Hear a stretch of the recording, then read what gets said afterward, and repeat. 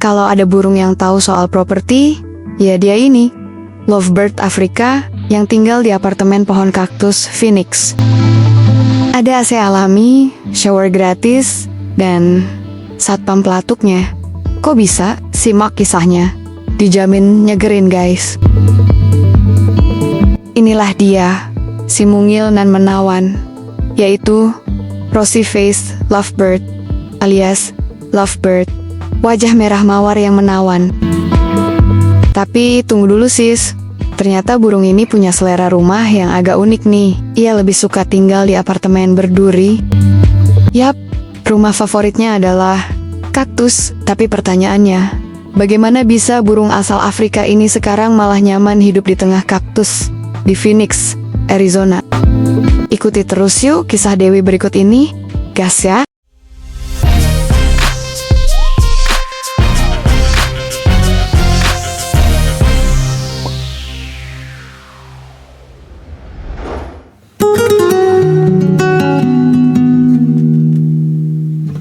Jadi, ceritanya berawal dari sebuah pintu kandang yang terbuka di kandang yang melihara, dan ngabur tuh si burung. Lovebird ini memang berasal dari daerah kering di Afrika, dan sudah lama jadi burung peliharaan favorit di Amerika. Namun, beberapa dari mereka berhasil kabur dari sangkar, dan menemukan dunia baru yang penuh harapan. Dan rupanya, di kota Phoenix, adalah tempat impian bagi para lovebird itu guys. Dan dalam waktu hanya 25 tahun, spesies ini sudah menyebar hampir ke seluruh kawasan kota Phoenix. Tapi tentu, hidup di padang pasir tak selalu mudah guys, apalagi mencari lubang pohon buat bersarangnya mereka.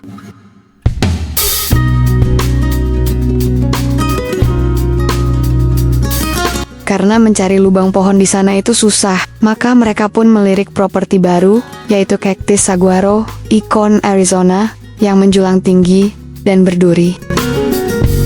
Tapi menggali rumah di kaktus bukan perkara enteng bro. Jadi apa solusinya? Tenang bro, mereka punya kontraktor lokal yang siap membantu mereka membangun rumah atau sarang, yaitu burung pelatuk, atau kita sebut woodpecker gokil ini. Dan gak perlu ngontrak, alias gratis. Hehe. Setiap tahun, si pelatuk ini membuat lubang baru untuk sarangnya. Dan setelah dipakai untuk produksi, kemudian pelatuk meninggalkan setelah selesai. Jadi tuh, apartemen kosong yang siap huni. Dan para lovebird langsung pindah masuk guys. Cuaca ideal dan banyaknya tempat bersarang bikin Phoenix jadi surga kecil bagi para lovebird di sana tuh.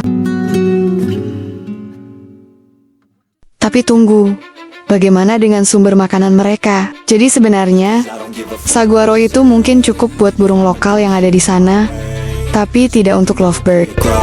Untungnya, manusia-manusia di Phoenix ternyata juga ikut berperan penting untuk kelangsungan hidup mereka bro.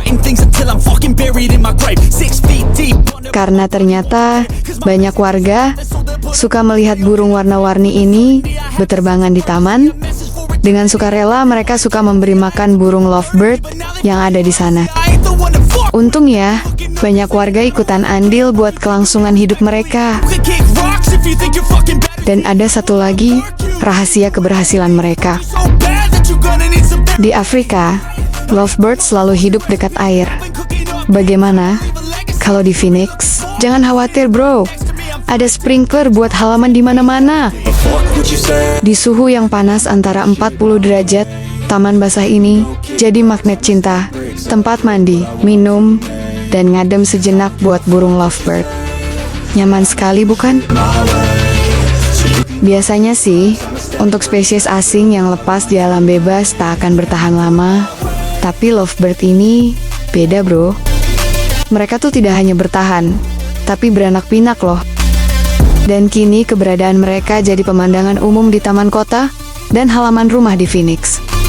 Pasti rame tuh kalau pagi keriuhan mereka.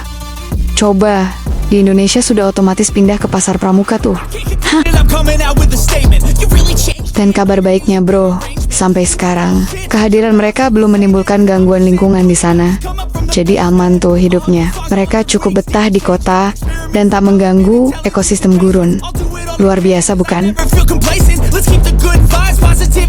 Burung mungil ini dulunya hidup di kandang, sekarang malah kembali jadi burung liar yang merdeka. Merdeka. Indonesia kapan ya punya kebun binatang jadi tempat yang bikin betah burung dan beranak pinak? Karena kebanyakan kebun binatang di Indo hanya sekedarnya mengurusi burung tanpa serius untuk mengelola konservasinya. Betul nggak teman-teman? Yang sepakat, komentar ya. Hanya satu tantangan tersisa. Apa itu? Jangan sampai ditangkepin lagi ya. Kalau kalian ingin lihat lebih banyak burung paruh bengkok yang ajaib, jangan lewatkan video kami yang berjudul Flying Gardeners yang membahas tentang Hyacinth macaw, si raksasa biru dari dunia arar. Like, share, dan subscribe ya, biar makin banyak yang cinta burung. Dewi pernah waktu itu diajak Om Arif ke Ragunan, lihat taman burung di sana. Kata Om Arif, lihat Wik, ngeneskan perawatan burung di sana. Waktu itu, Dewi cuma ngangguk-ngangguk aja, tanpa paham maksudnya. Tapi setelah banyak membaca naskah Om Arif, sekarang baru sadar, apa itu pentingnya konservasi untuk burung Indonesia. Maaf jadi curhat.